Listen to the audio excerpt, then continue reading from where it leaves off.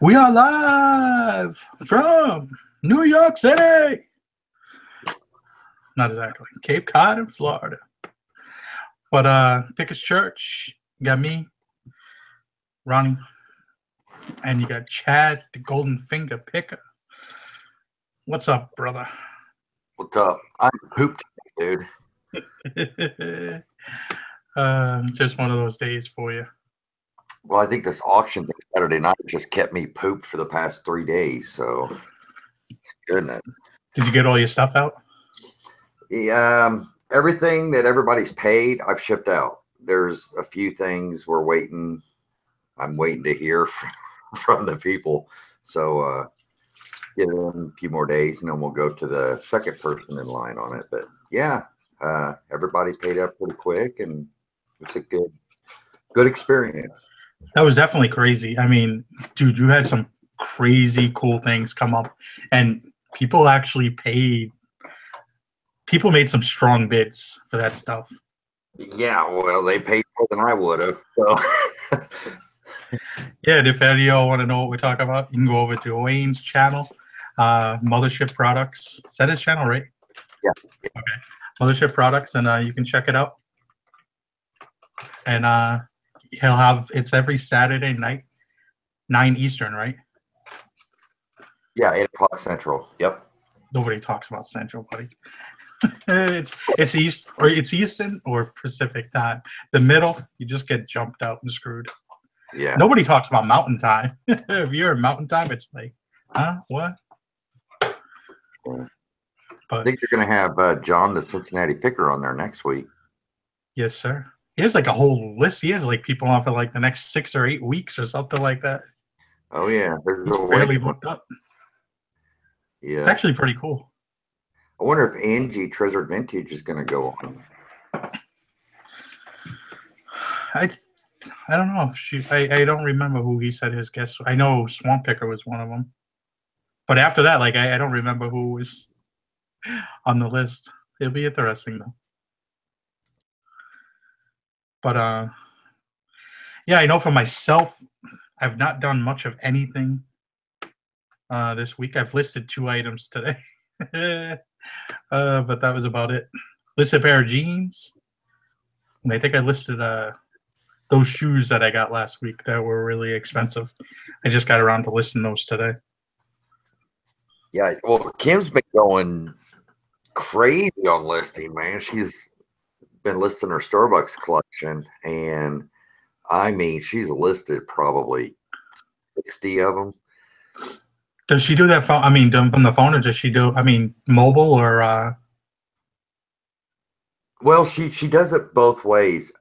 For some reason, since she got her new iPhone 7, she's been having trouble with it syncing up to her computer to be able to pull the pictures off.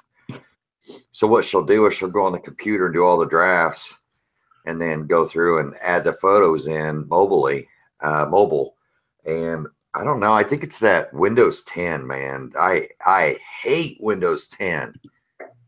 And but yeah, so now she's getting pretty proficient in doing it that way. You know, for me, like if I was, because I take my pictures on my phone and then I upload them all to a folder, my eBay listing folder, and then I pull from there for my listings.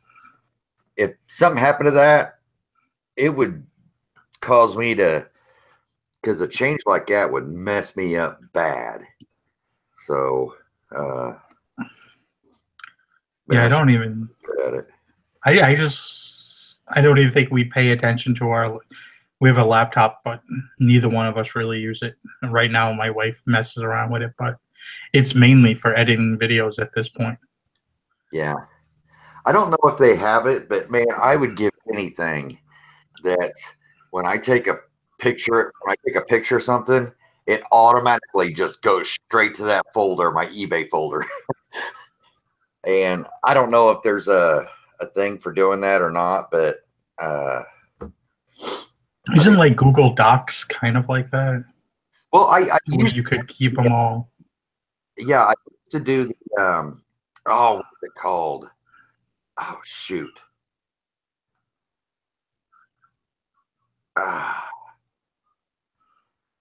what it would do is it would take it off my phone and put it on the cloud, I guess, and then you can download it from the cloud, not Google Drive. Oh my gosh, what?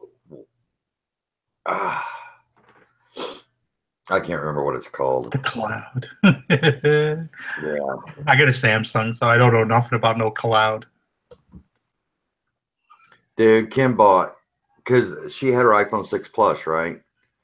So she got the brand new S7 Edge. I think it's the military grade Samsung S7 Edge or whatever.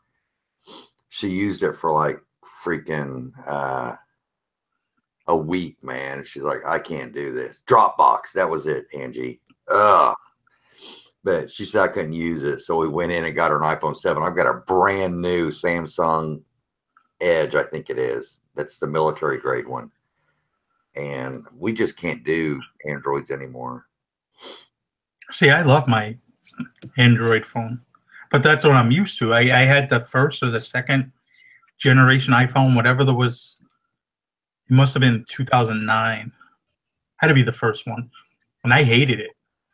I did not like it whatsoever, and I think it was the first one. Could have been the second one. I don't remember, but I hated that damn thing. Mobile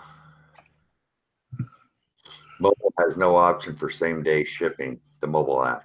Huh. They also make it really difficult because so many times whenever we're going to list, can't find where to put in the UPC code. What you do is you go ahead and list it, then it goes, oops, you need the UPC code, and then you just click it and it takes you to it. But yeah, I don't know. You would think it would be much easier to use. But yeah, what are we talking about tonight, man?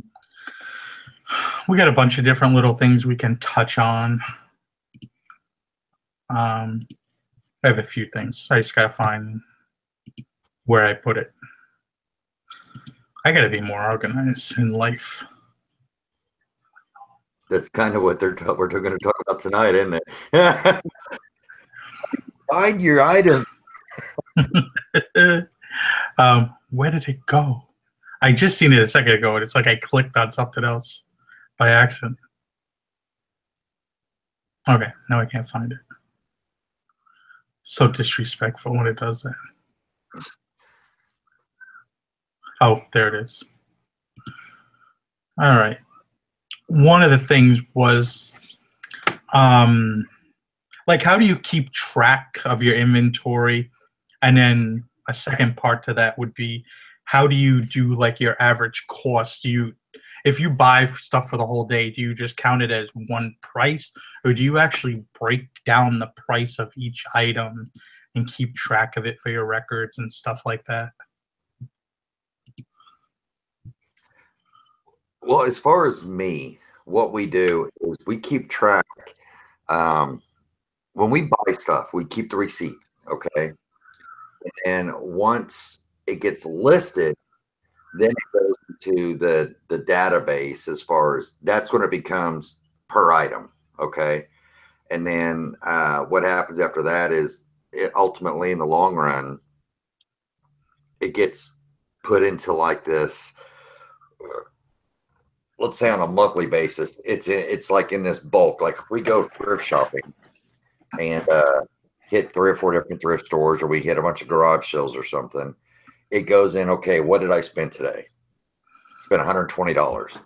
And it's pretty much like that because typically we're in the money pretty damn quick. So as long as we have what we spent and what we paid for the stuff, it's pretty much, we kind of do it in bulk, but then we look at things on a weekly basis as well. And then we look at things on a monthly basis as well. You know what I mean? It's not just, we don't really do it per item unless it's an expensive item just within that. So, and by the end of the year, it all actually comes out in the wash because you have you're itemized if you need, and then you can. But as far as our daily tracking or our weekly tracking, it's pretty much all in a big bundle, I guess, unless it's something that I can remember off the top of my head, you know. Right. Now, do you keep any track of like anything inventory wise, or do you just basically know? Oh, like when I list something? Yeah, just like how do you keep track of it? When I list something, I've got my closet here with shelves in it, and then I have my garage that has shelves out in the garage. I don't have a quote inventory sheet. It's just that when I sell something, I know exactly where it is. Okay. And if we sell something that Kim has listed, I know exactly the general direction it is, because when Kim lists stuff, then she puts the stuff in this location, and then everything else I pretty much have. But yeah, it's I mean, if you had employees, or if you had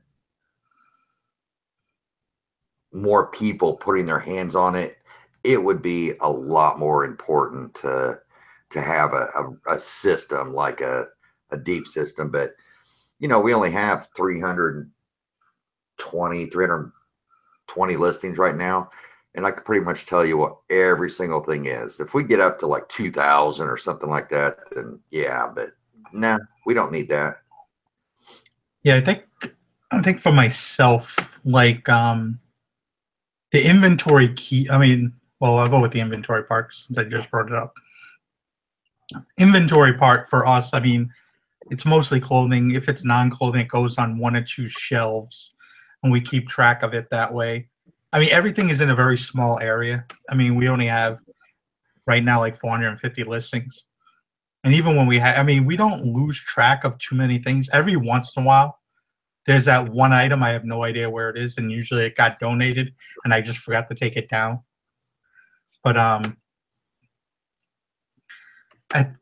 but then like all our shirts and stuff like that go in totes, and they go in totes by similar brands, or like dress shirts will go on, and that's how we just keep track of those when we bag them up. And then all our suits and sport coats get inventory numbers, and we put them in the listings, and we just box them up, and then we have them, and then we pull them as we sell them or need be. And that's how we keep track of those.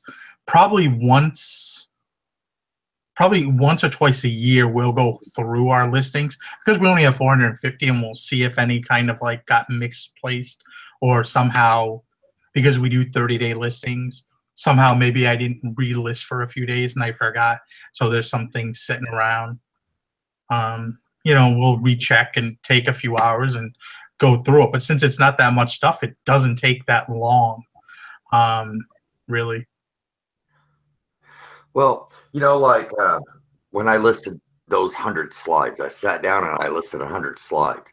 I actually label the slides, and then what I'll do is in the title, you know, out with like number, like an inventory number, B613, and then I would just go 615, also put it in the description, because when you have something like it's awful easy. I just go look, okay, it's sold, it's B67, and all, because I have like trays full of slides, and I'll just, okay, B67, there it is. And then I'll compare it. Yep, that's it.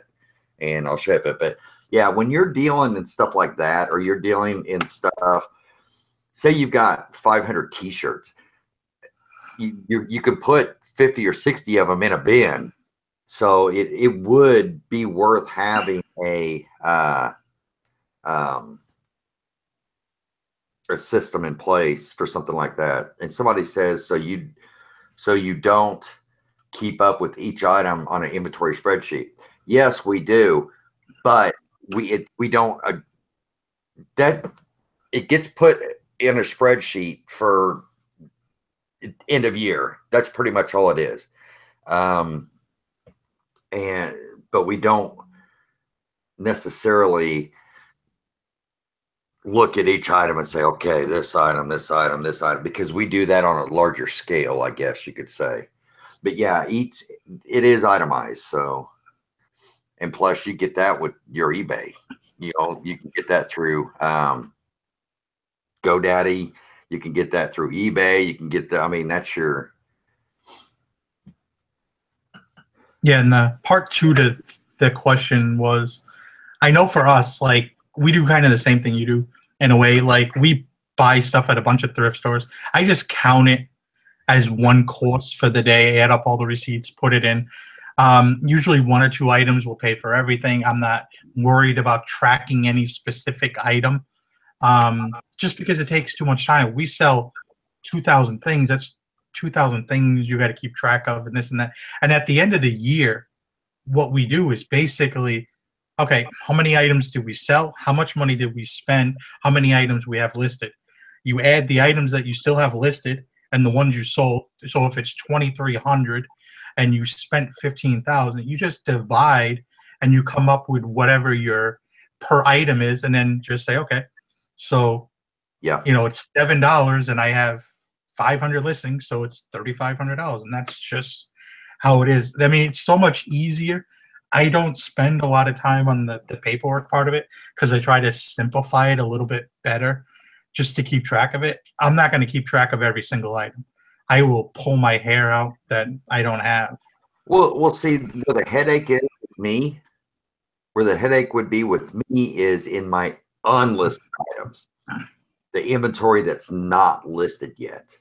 Okay, and that should be the issue with most people, because well, you have the receipts and stuff, but it's not accounted for yet, pretty much. And so, well, I mean, someone said, is this IRS approved method? When stores look at, I mean, they don't, when you sell things at a big store or a restaurant, they look at the cost going out and they look at the cost coming in. They don't break down every single little item you sold. So, I mean, you can nitpick whatever way you want to do it, but that would be, it's not necessary. I mean, I've talked to somebody, we've been in situations where we had to pay things and we've never had any issues. So, I mean, from my standpoint, I think it would be fine, but yeah, pretty much Ronnie's right when it comes to that. I mean, it's, you got your expenses, you got your, how much money, what's your taxable income. I mean, it all comes out in the wash. It really does. And if you need an itemized, it's there for you. I mean, you have your PayPal, you have your eBay, and if you have bookkeeping, you know, through like GoDaddy or something, it's all there. And so.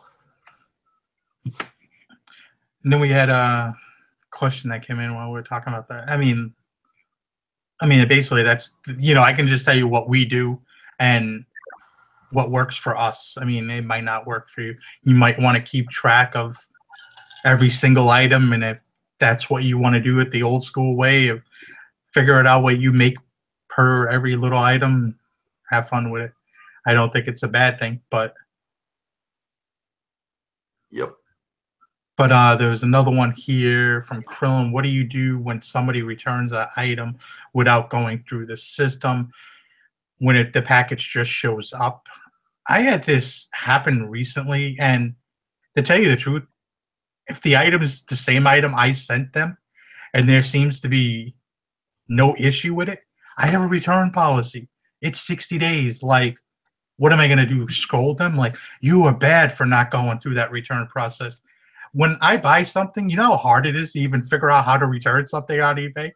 I can't figure it out for the life of me. I have to like message somebody being like, I want to return this, but I can't figure it. eBay kind of makes it a little difficult unless you've done it before. I mean, at least for me anyway. Yeah, I mean, it's almost like, I don't know, there's 1 or 2 ways to look at it.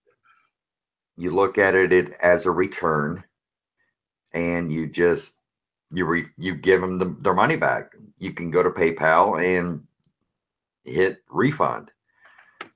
Or you can look at it and say, oh, this isn't showing up that they sent it back to me, so I'm going to screw them over and rip them off and say you never sent it. So, I mean, a return is a return the way I see it. You know, it's if they don't go through, because ultimately going through the eBay return process protects the buyer ultimately, you know, so, you know, chances are you save some money that you didn't have to pay to get it shipped back to you. Krillin was talking about PayPal and eBay is terrible for bookkeeping. They make it so hard for calculating simple things like shipping expenses and fees. That's why I use GoDaddy. It just copies everything over, all my shipping expenses in, out, refunds, whatever. It just goes over there. I mean, it is so easy. You know, I'm not sponsoring them in any way, but that thing saves me so much time. And the lady that takes care of my taxes and my books, she loves it. She just loves it. It's easy to read, easy to understand. I wouldn't want to be there with freaking calculators trying to figure it out. Drive me crazy. Yeah. Let's see here. It integrates with Krillin. It integrates with eBay, PayPal, I believe Etsy now, Amazon. Automatically updates it, I believe, every day. And it just goes right through every day, updates it. It's pretty easy.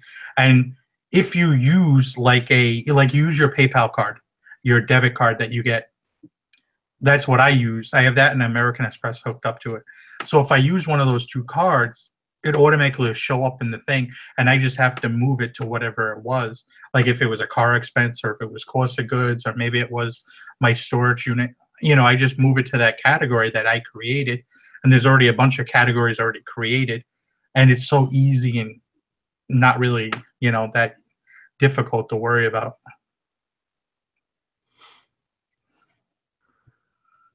But I love it. It's very time consuming. That was one of the first things I figured out when I started selling on eBay, and I loved it ever since.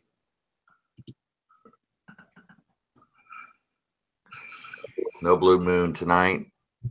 Nope, not drinking. Haven't drank since the show. So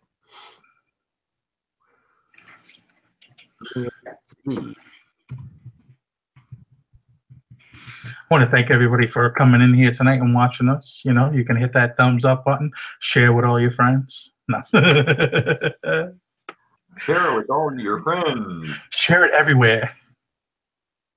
But see if there's a few other questions I got to figure out.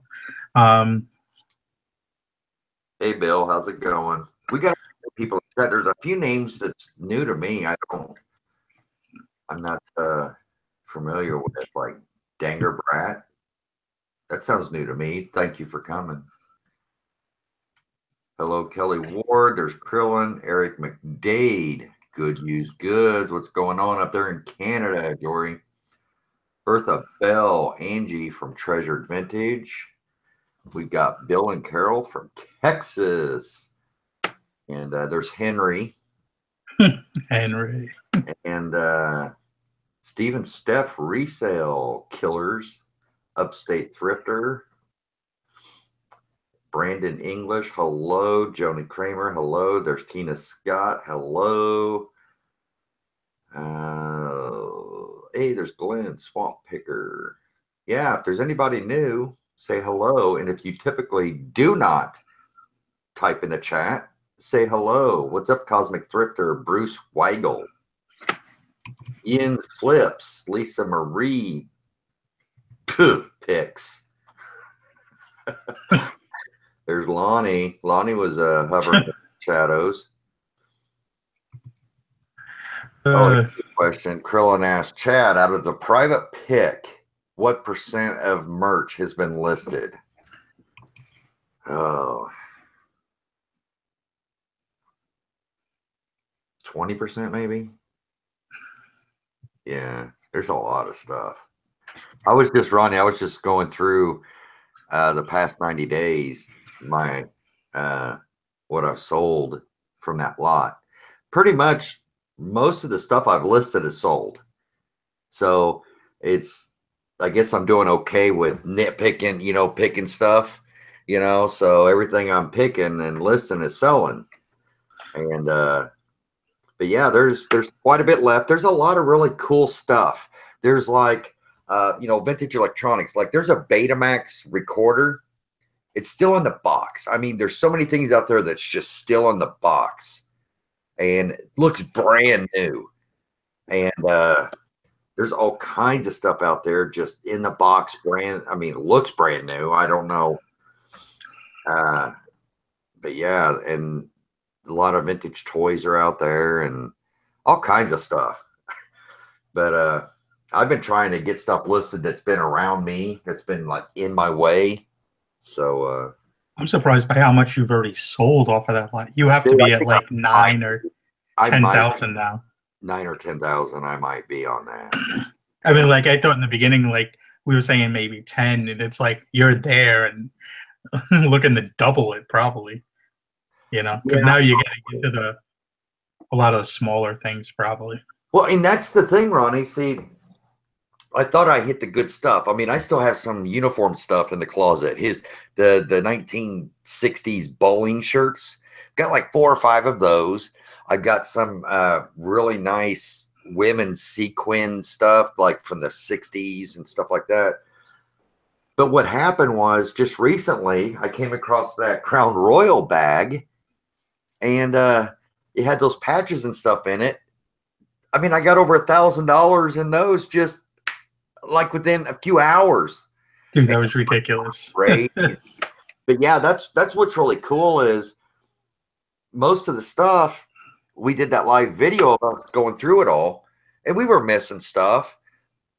Well, it's still sitting there where we left it. So we're pulling stuff out and it's all new to us. A lot of this stuff is like, ooh, I didn't see this before. It's like, oh, that's cool. How many items do we list today? We're really hit and miss. The past few days, I mean, Kim has listed over 50 items. I've listed, I don't know, 10 items over the past 2 days. But Kim and I, we're not the get up at 8 and list until 4 type people. We just aren't. We don't claim to be, and it just depends on our motivation for the day. I can sit down and list 20, 30 items in a day if that's what my true intention and goal is. But a lot of stuff, I'm easily distracted. You can ask Ronnie. We would be in like hangouts. Well, it hasn't been too much often since he moved back into his house, but there were times where we'd be working hangouts. We'd all be listening, and I'd get up to go do something, and it'd be 45 minutes before I came back, or an hour. But yeah, we move at our own pace. And when you work for yourself, ultimately in the long run, that's what it's about for us. It's about doing it at your own pace. And but also at the same time, if you're not working your ass off, then you're not making the money that you want to make, so if you need to make it. So it takes work to make money. Yeah, here was a question for you on the patches. Did you find some of them in the eBay solds, or did you just come up with your own prices on some of them? Mostly, and this is something that I think is really important for people to remember. Like, for instance, one of the patches, okay? Nowadays, they make reproductions of all these old patches, okay? All these old patches, there's people out there that make reproductions. It's important if you're going to be dealing in vintage patches, say from Vietnam era. If you get a true period Vietnam era patch, that could be worth a lot more money. So there's a good chance that if you go to eBay, if you match that patch on eBay, it might show $18 is the best thing that's sold over the past 3 months. And the thing is not a single one of them has been an original. And that's the same thing that happened with me with that 433rd patch, the Satan's Angel patch. And there wasn't anything worth, over $10. And that's where like WorthPoint comes in. So you can go to WorthPoint and you can type in, a Thailand made 433rd, Satan's Angels patch, and click it in and then go to highest price. Then you start seeing the real originals. I listed that thing for $250, man, and it sold like that. So, and I don't think there was another one on there more than $10. So they know, the people out there know. And just because you don't find it on eBay, you need to learn the difference between a reproduction and an original period type patch. And most of those expensive ones that I had, the one that I sold for $400, that there isn't even a reproduction of that patch on eBay. So I found it on WorthPoint, and I about fell out of my chair. That was to sell for $600 and something bucks, but me being a quick flipper, man, I took $400 for mine like that, really quick. So yeah, those were pretty cool actually. When you sold them, I was like, "What?" The hat was crazy though. Oh, the hat! I was like, "What?" It's like the hat. Well, it's already been shipped, but it's a baseball hat, and it's got just embroidery on it.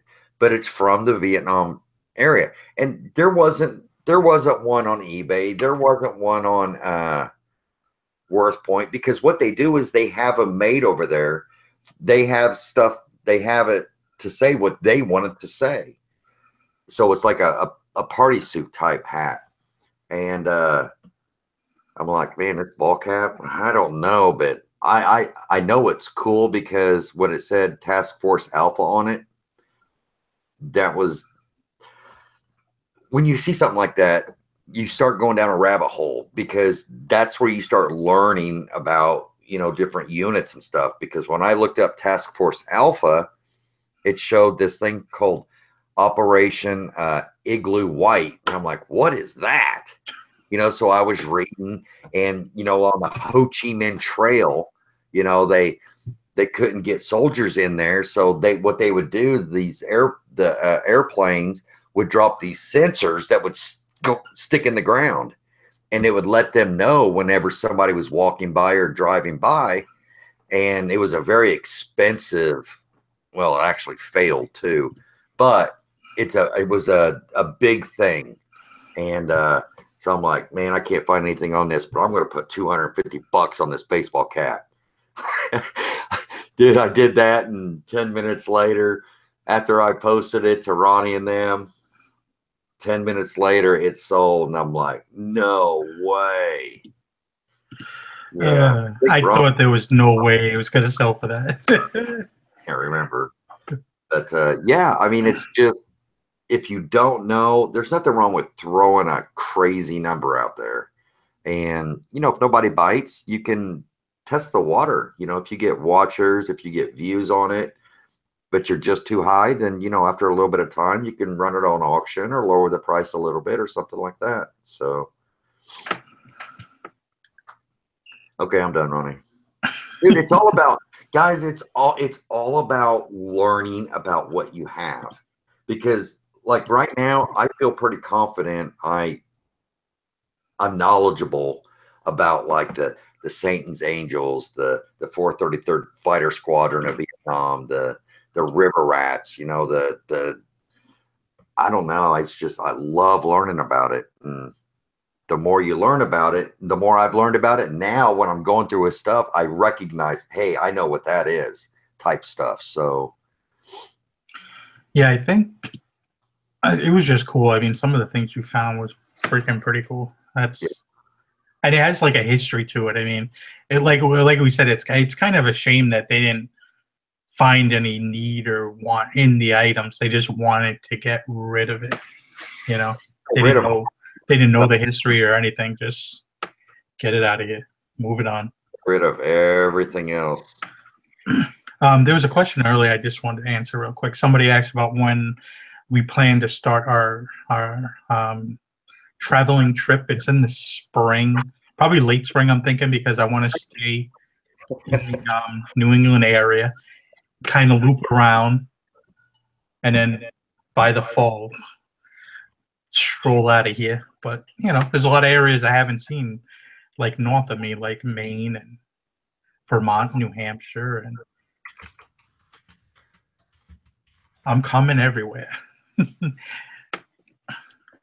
Every place I will see eventually, whatever time it takes. If it takes 5 years, it will take 5 years. And I might upgrade every year to a different vehicle or something if I feel like this ain't working. Get something else. And that's what's key because, dude, you're on your own time. You're on your own schedule. You do it. And this is the stuff when people talk about that freedom of choice, freedom, you know, working for, you know, on somebody else's schedule. He's on his own schedule. He's talked about this for 2 years and now he's finally getting to it. So, you know, there's no failure in waiting 2 years to do something. He knows when it's time to go. So I did not enjoy driving in Chicago. to drive to Chicago, did you enjoy that? Oh, I mean, it was not bad. I mean, I think I spent half my time in Massachusetts and New York alone. New York took me forever because I went you just cut through New York this way. And it's like, there was area where I didn't see a town for like 2 hours. It was like all these small little towns. It was like, but it was pretty cool. Well, thank you, Mr. All Day Deal Gripper. Oh, right on.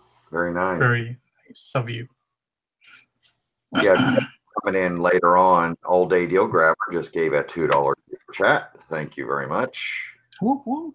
There's been quite a few questions about the old school Boy Scout patches. I did see that. Yeah, I still haven't done anything with those yet. But I will let everybody know when I decide to do it. I did donate one of them to somebody, one of the SS ones.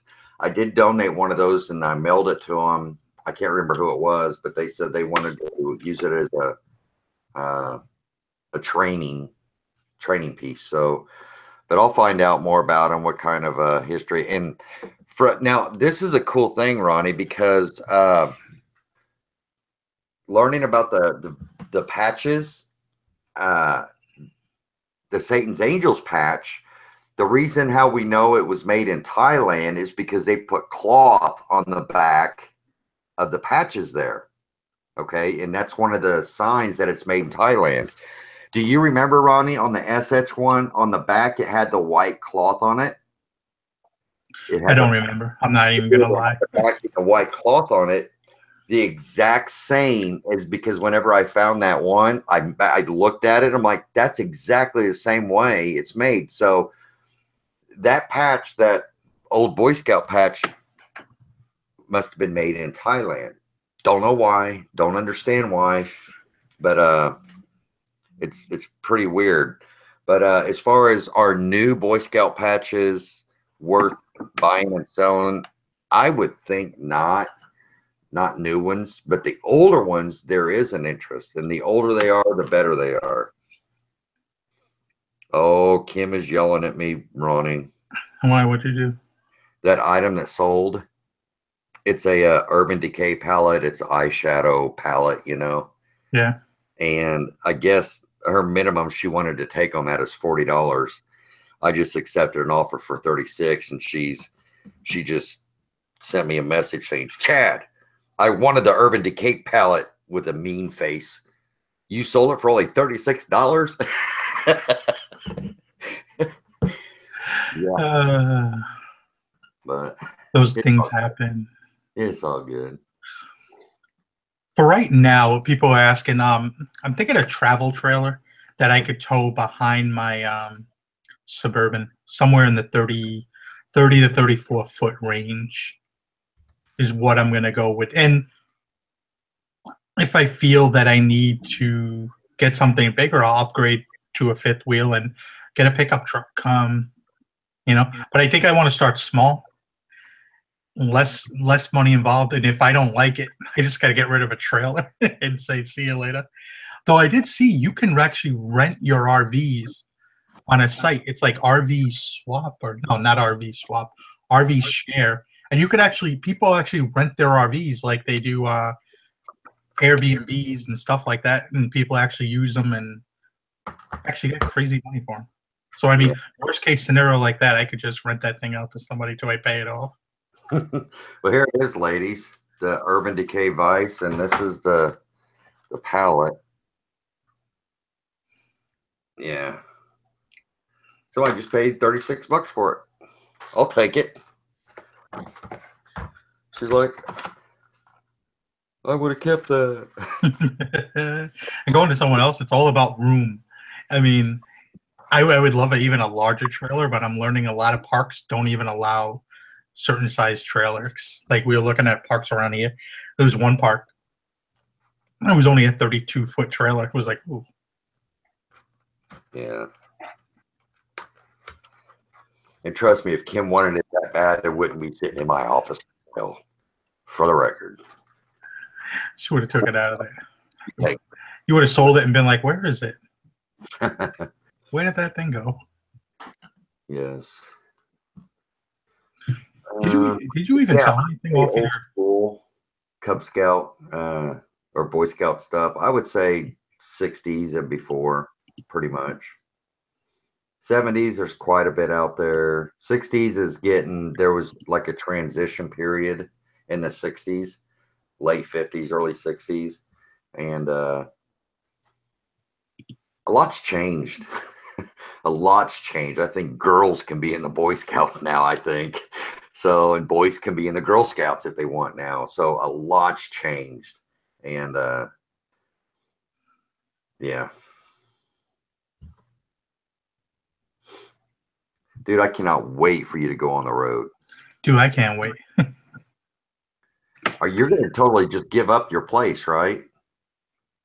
Oh, I probably, yeah. Because we still have the place we pay for in the Dominican Republic. So I mean, but it's not going to be ready to next year. It's being built. It's not even actually built yet. Yeah. So there's certain things we have to get for that refrigerator. Some other thing. My wife has special flooring. She wants to get tile flooring and stuff like that. So, you know, we have plenty of time. That's not even going to be ready. So most of the things we can't live without and we want to keep, we'll just go into our storage unit. Like I said, at some point in the fall, we'll rip everything out of our storage unit, really go through and figure out what stuff just needs to go by to donation, what stuff goes on Craigslist or OfferUp or whatnot, and what things will actually get sold on eBay just because I can get more money for them. And keep what we need, I mean, or what we want to bring. And then at some point, we'll probably just, when that place is ready, get a container and send it to the Dominican Republic. That's our furniture. But that's our stuff, you know. Like my couch set, it would be crazy to get rid of it because I think we paid like $3,500 for it. And we're not going to get that money trying to sell it to anybody else. You know, so we would just keep it to keep it. Why then a few months from now, then you got to buy another one. We have another place for it to go anyway, eventually. Okay, Chad, are you still using OfferUp? Like we've said before, since we've hit this this big haul that we've had, Kim and I have not been sourcing at all. We did go out a couple days ago just to get out, and we bought a London Bridge backpack, which is worth some really good money, and a couple military items. But other than that, last night, Kim was trying to make a deal with the guy on OfferUp for a watch collection, but we're not hitting it really hard right now, only because we have so much inventory to list, and it's not a matter of we don't think it's worth doing, because it totally is, but it just does us no good to keep buying when we've got all this stuff to get listed from this estate. And a lot of people look at it like and I tell this to Kim all the time. It's the way to look at it. Okay, if you come across something and it's a good price, but it's just not the right time to buy it, you can't talk yourself into saying, well, this opportunity is going to come up again, and then you buy it and then you add it to your collection waiting to get listed. The way I look at it, and sometimes I don't go by this, but a lot of times, and Kim will use this to tell me, and I'll tell her, it's like, look, if it came up once, it'll come up again. So it's not that big of a deal. So, yeah, we haven't been sourcing because we've just got so much to list, and you just have to do that sometimes. Are you proud, Ronnie? Because I've been, we haven't been sourcing. I think I would have been on your ass if you were. I mean, it's just, I would have been pissed off at you. Just because you do have so much stuff, it's like, dude, really? Yeah. Seriously? And it's not that it's just stuff. I mean, it's quality stuff. Dude, I've got 2 BB guns, 2 of the exact same kind of BB guns that when I finally found them, there's been these big write-ups about them, how rare they are and all this. I've got 2 of them. And it's like, yeah, I still got to get them listed. So it's weird. There's some cool stuff out there, and we'll get it though. It's self-discipline that keeps us from going out and just list, because listing's what's fun. I mean, sourcing is what's fun.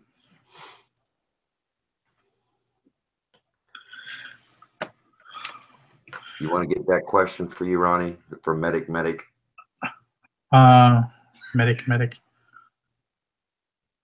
Oh, will you be picking up more than clothes on the road?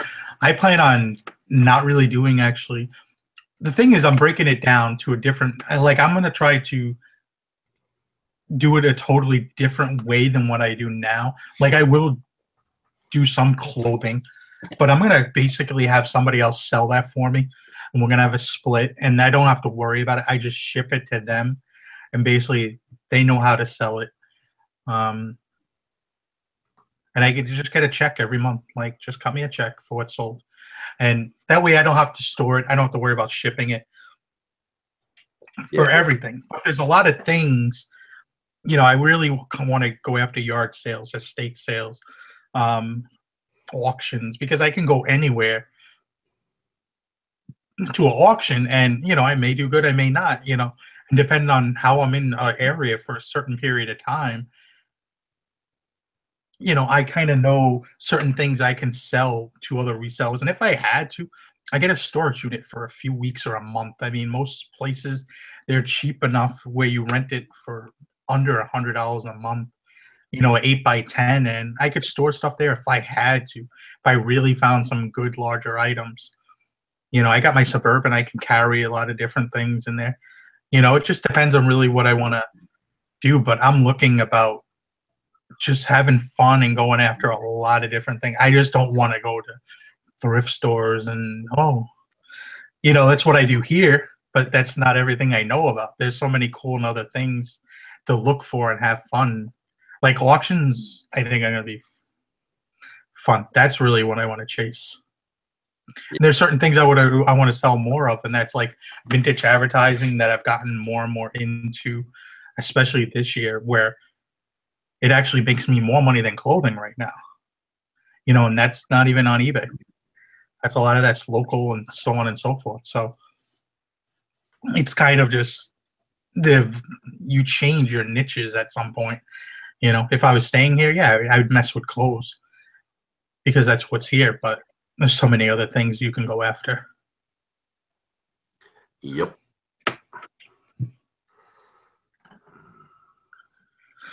You ready to move to the next question?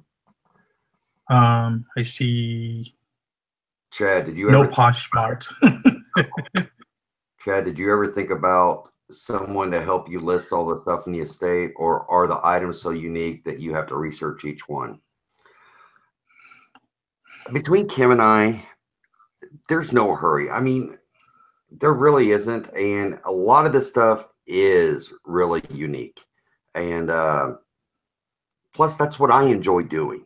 So, no, I don't really feel the need to have somebody else come in and do my job for me.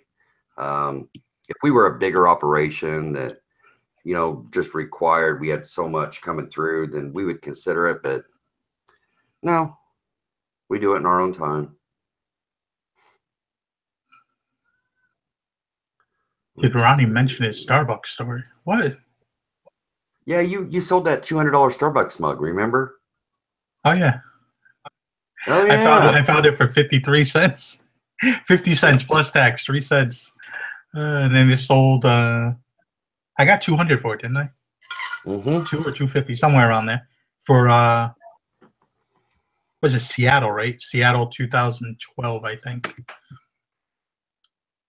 think it was Seattle. Seattle one, I believe. You have to make sure, like on those, you have to make sure they're the right ones, the years, because it does differ a lot with price depending on the year. Well, and that's where a lot of new people make that mistake. Like when I was talking about the patches, they'll look up the patch and they'll see the patch that are on eBay and it's going for $6. You've got to learn that. I mean, it's more to it. There's more to this business than just depending on everybody else. And what I mean by depending on everybody else is just looking on eBay and see if one's for sale or one that is sold. Okay. Because you can shoot yourself in the foot because you might have something that's actually not what you're seeing. And you need to question things like what Ronnie was saying with his mug. He could have listed that for $20 because I think there was some out there. If you were looked up Seattle mug and a Starbucks mug that year, there were some that were only $20, but he had the $200 one. So you've got to use your head and critical thinking and just think about it and use your gut as well. So It's definitely, I've made mistakes and listed things for the wrong prices in the past. It's happened. I mean, I messed up on a few hats early on because I couldn't find the specific hat, not realizing I'm looking for like a certain style of hat and not this specific team and everything like that. But you live and learn. yeah, that's funny, Krillin. A lot of people, he said, I need to explain to people what one money means. And typically when you're at an auction and they say one money, that means if I got this, this, and this up for auction, and they say you get them all one money, that means you get it all for your bid. Not choice, but you get it all for one money.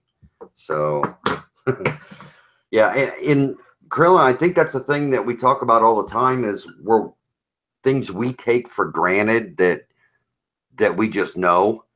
It's like second nature to us, that a lot of new people coming in, they just don't know that. And when I say we take it for granted, what I mean is when we're trying to explain things to people or teach them how to do something, or because we all know when we say you need to research this item or you need to research it on eBay, look it up on, check the prices on sold. We don't really go into, well, if the piece that you have maybe a little bit different or it's more special. I mean, there's more that goes into it than just looking on eBay to see if one is sold. So, it's, I don't know. I think the longer you do it, the little things you pick up on and learn. Like when I'm researching like this today, Ronnie, it was crazy. Okay, I thought this was a vintage softball, right? I mean, it's leather and it's stitched and it is old, dude, right? So I'm searching. I'm like, man, this is old. So I look up a vintage softball, and I'm trying to find it. I'm like, finding them. It's like $190. $190. I'm like, oh, that is crazy. That is just cool. So I'm like, okay. And then I measure it. I mean, I could have went as far. I could have listed it, vintage softball, $190. That's what I think a basic person would do. But I'm thinking like, oh, something isn't right though. This thing is so much bigger. This thing's like 5 inches in diameter. Then I look up 5-inch. And let's see, what did I come up with? I can't remember what it's called. Oh, yeah. I was looking 5-inch ball because I did a Google search and I was on WorthPoint. Then I saw it and I'm like, oh, that's it. That's it. And it's a clincher ball. About 1970s. But it looks like the balls from like the 1800s. The way this, you see how it's like stitched? I mean, it's so crude and it's leather and all that. But yeah, it's a clincher ball and it's not worth crap. So I think in general, a lot of people that had this would have probably listed it, would have found the ones for $190 and then try to get $190 out of this. But I think it's probably worth about $11. That's a clincher ball. So it's like softball. You can play without gloves because it's not super hard. It's got some touch to it, but that's what I'm talking about. So yeah, it's a 16-inch softball. Yeah, it's 16-inch all the way around. Yep. No mitts, correct. But yeah, but if you look up, go to WorthPoint, look up vintage softballs. They look just like it, man. Yeah. Okay, Ronnie, sorry. No big deal. Somebody was asking, how much money in value do you think you have in your Selena collection? I have no idea, dude. You might be adding to that collection. Oh, if you don't mind, I got a new piece, Ronnie. Yvonne Flippin' Easy, and it is just awesome. And yeah, it's just a top. Is that like velvet or top? And it is official, made in USA, Selena. And yes, that is just freaking awesome. And then I have the one from Ronnie, and you know, I'm in the process of making a substantial deal, and I'm excited about it, and I hope the deal does not fall through. So we'll keep everybody up to date on this deal I'm working on. So, and then here's the one that I got from Ronnie. I haven't done anything with it yet. I haven't put it up on the wall or anything, but that is freaking awesome. If you guys haven't seen it yet. Yes. I don't know, Ronnie, the total amount of money. A lot of the stuff is rare. Like this picture right here. Oh, that picture right there. You can't find one. Can't find it. You can find little stuff. And that picture right there with all those are actually the trading card collection, but they're all loose in the stickers. Yeah. But yeah. Selena Gomez. Or give me a break. It's Selena Quintanilla. She was a famous singer, yes. What? Is that Addie? Oh, it's Kim. Is that Addie? Yeah, well, we're getting ready to give her a bath. Oh, okay. Are you on? Yeah, me and Ronnie. Okay. Sorry. Did you get my text? Get it? Oh yeah, I told all them that you were yelling at me about selling that. It's too Yeah, cheap. because you know what? It's retired. You can't get it anymore. That's wanted it, and my birthday is in a few days. Like I told them, That honey, would've been if you perfect. wanted that, Chad, then it that wouldn't have would've been sitting on my shelf. Oh, that is. I told you to take it off of. Oh, Chad, please. Yes, but no, Ronnie, I don't know. I don't know the total price of my collection because I don't know. I don't know. Yeah, somebody was asking here what branch of military you were in. Army. Yeah, I don't know. Yeah, I mean, it's, Why are they asking like Navy? No, it was Army military police. and then Barry asked me, what are you going to be your estimated bills while on the road, since you don't have to pay for rent and all that. The thing is, you don't pay for rent, but I'm still going to have a place to pay in DR. I'm still going to have a trailer to pay for, which is going to cost a few hundred at least. I think we were looking at like $240 for the one that we liked not too long ago because they just talking to us about financing and stuff like that. But then you still got to pay lot rent. Like when you pull into a place, you got to pay. And I was telling Gretchen, like I was looking at just places, like just getting an idea of what some of them are. Some of them are pretty reasonable, $400 for like power and sewage and water, you know, for the month. And then other places are like $2,000 for the month. So it just kind of depends on what you really want to spend. But I was like $2,000 to hook my trailer up to some power. I was like, that's a little pricey, don't you think? I want to have an RV park. Maybe that's the next thing I need to do. There's no way I'm staying at Walmart's. Like I'm parking my butt at the ocean or on a lake or something like that. There's no way I'm gonna be chilling out in Walmart parking lots. Unless it's to buy stuff for Amazon. Somebody said that Selena music isn't my type. I'm like, really? I mean, you definitely like all kinds of music, I would say, except for country or probably TBC, Motley Crue. I love this hard rock. I love music. I love Journey. I love all this stuff. I love Selena's Spanish music.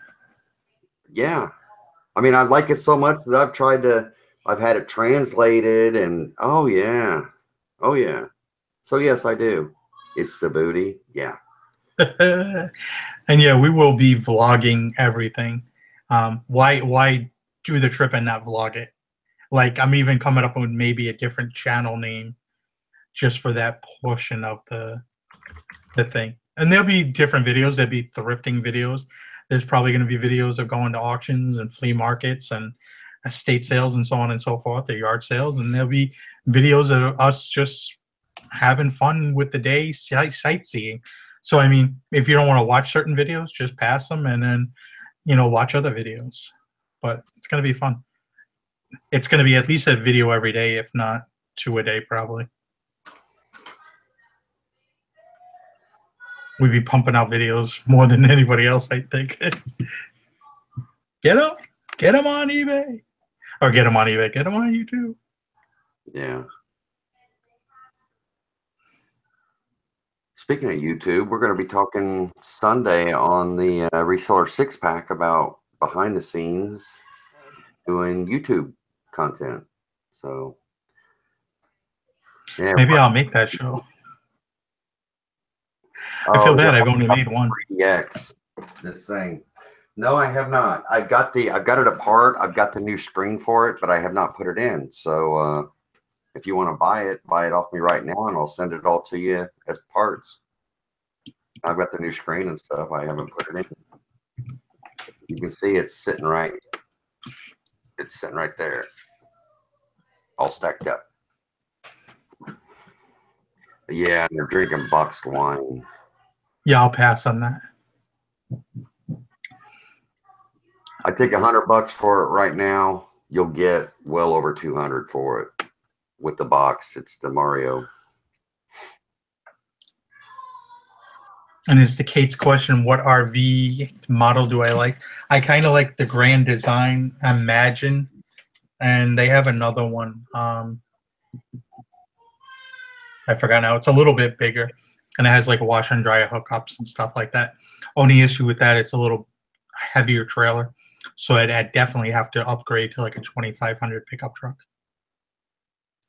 So not sure if I want to upgrade to a pickup truck, because if I wanted a fifth wheel, I'd have to upgrade to a 3500. So it's definitely a whole different setups and stuff like that. And I don't feel like trading in trucks every year or every 6 months trading a new truck in, unless Chevrolet wants to sponsor my ass. Chevrolet, Dodge, Ford, GM, if you're listening, I'll take a sponsorship on a vehicle. A no-pay lease. What's up, Paul? Resell Ronan's in the house. He's starting to make some more videos now. I saw him at like, I don't know, I think he did a show at like 5 o'clock in the morning, Sunday morning or something like that. It's like, he's super early doing his shows. It's good to see him though. Yeah, I think it was what, Sunday mornings, right? I'm still in bed Sunday morning. Sunday morning, I'm not doing anything. Yeah, I think Deb even come on there. Clothing sales always slow down in the summer for the most part. I mean, mine have slowed down, but I haven't been listing. I haven't been worrying about it. It's just something I'm not really, but I got to start getting ready for fourth quarter. I've just been like sitting back too much. Have you ever driven anything big? I've driven all kinds of trucks. I used to drive 26-foot box trucks for a while, and I've also had some experiences delivering cars for a wholesaler, and we used a dually pickup truck with a 3-car wedge trailer. So I'm actually, pretty good, even though I've smacked the truck around a little bit. It was never my fault. Just saying, I've never been in an accident yet where it's my fault. It's just always some crazy person thinking a truck pulling a trailer and 3 cars on it is going to stop because you want to pull out in front of it. Sorry, buddy. It doesn't work that way. It's a big truck to stop. Are you serious? This is funny.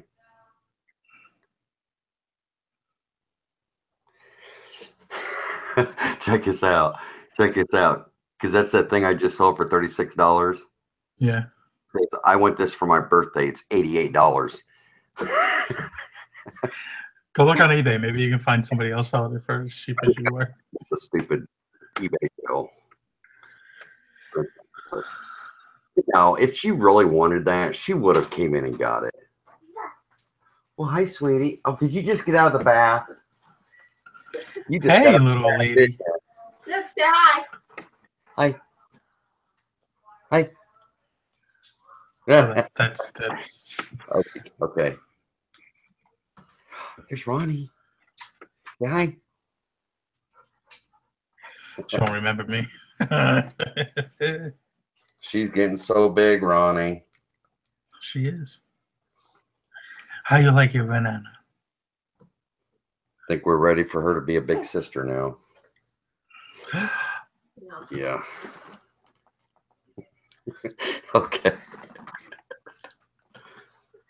We're exploiting her. We don't want to exploit her too much. Say bye. Hi, sweetie. Bye. Bye. If you like babies, give it thumbs up.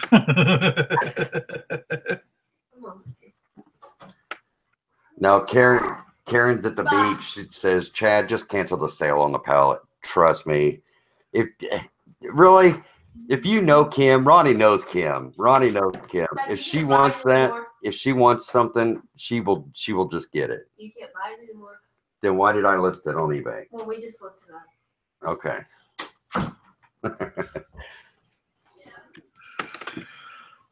What time we got? Oh, we're over. Yeah, Kim doesn't go without, folks. If she wants something, she gets it. You know that, don't you, Ronnie? That is true. She will get whatever her little heart desires. Yeah.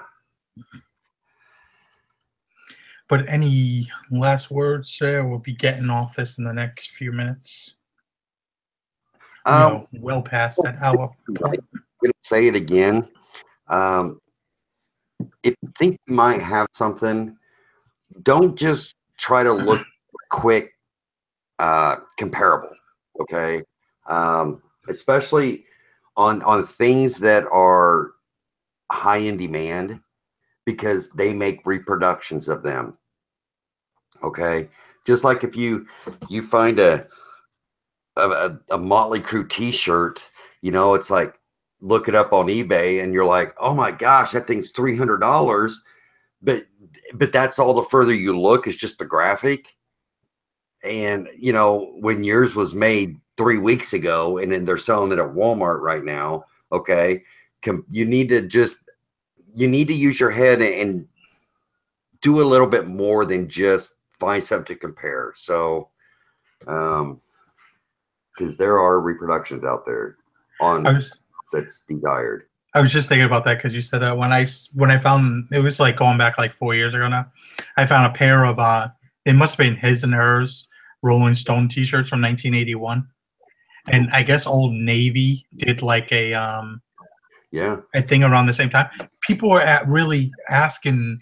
Old Navy ones were like $200, while the originals were like 100, 150, and it was like, because they just seen. They had the same. It was the same exact shirt, but the way you could tell is by the tag. Yeah.